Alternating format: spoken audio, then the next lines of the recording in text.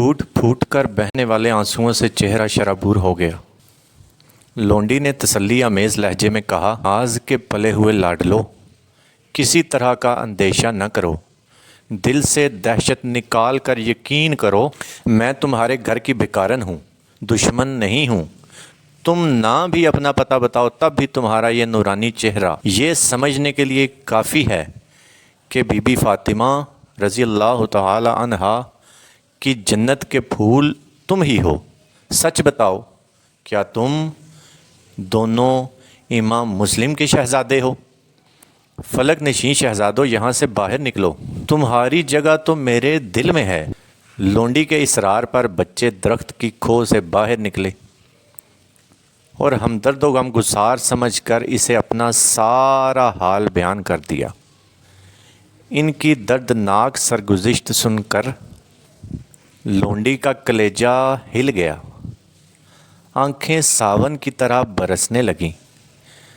دل کی بے قرار کیفیت پر قابو پانے کے بعد بچوں کو چشمے کے کنارے لے گئی، آنسو پونچھے، منہ دھلایا، بالوں کا غبار صاف کیا اور انہیں دلاسا دیتے ہوئے محفوظ راستے سے اپنے گھر لے آئی۔ اس کی مالکن بھی خاندان اہل بیت سے والہانہ عقیدت رکھتی تھی۔ اپنی مالکہ کے سامنے دونوں بچوں کو پیش کرتے ہوئے کہا، خوش نصیب بی بی، چمنستان فاطمہ کے 2 پھول لے کر آئی ہوں۔ یہ دونوں امام مسلم کے لاڈلے ہیں۔ یتیم بچے ہیں، پردیس میں ان کا کوئی نہیں ہے۔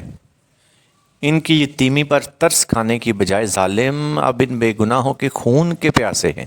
خوف و دہشت سے ننھا سا کلیجہ سوکھ گیا ہے، ڈر کے مارے درخت کی ایک کھو میں چھپے ہوئے تھے۔ مالکہ سارا ماجرا سن کر تڑپ گئی، گریہ بے اختیار سے اس کے آنچل کا دامن بھیگ گیا۔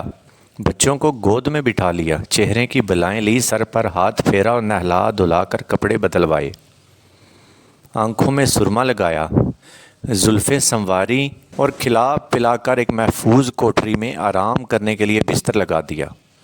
قدم قدم پر شفقت و پیار کا پھوٹتا ہوا سیلاب دیکھ کر غریب الوطن بچوں کو ماں یاد آ گئی۔ یکا یک مامتا کی گود کا پلا ہوا ارمان مچل اٹھا، بےتاب ہو کر رونے لگے۔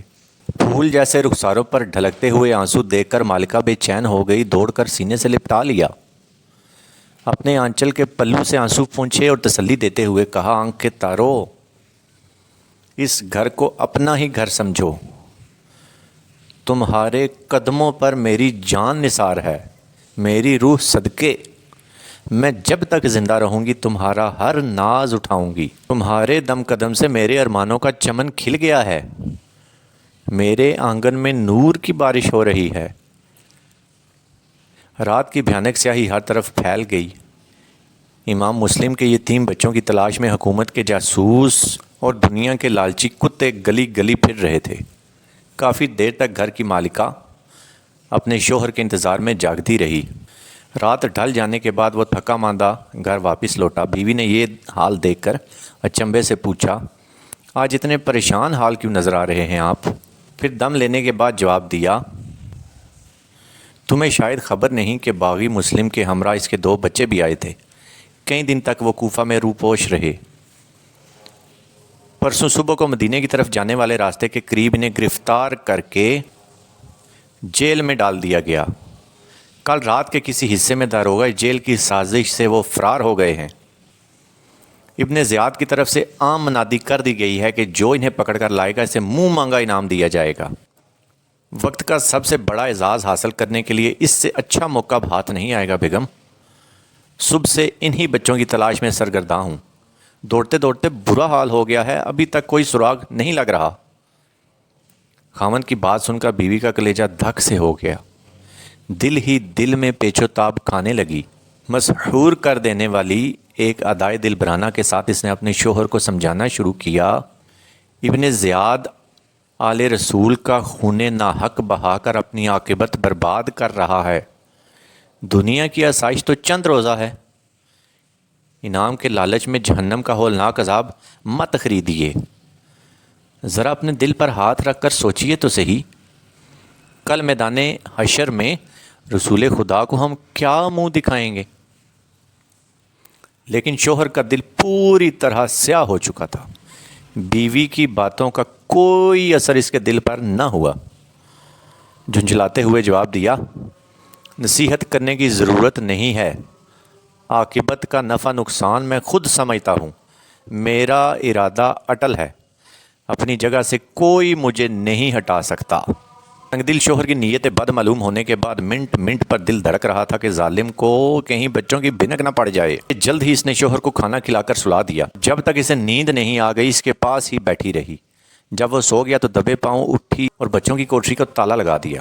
فکر سے آنکھوں کی نیند اڑ گئی، بار بار یہی سوچ رہی تھی کہ ہائے اللہ، اگر حرم میں نبوت کے ان راج دلانوں کو کچھ ہو گیا تو حشر کے دن سیدہ کو میں کیا منہ دکھاؤں گی؟ دنیا قیامت تک میرے منہ پر تھوکے گی کہ میں نے نبی زادوں کے ساتھ دغا کیا ہے۔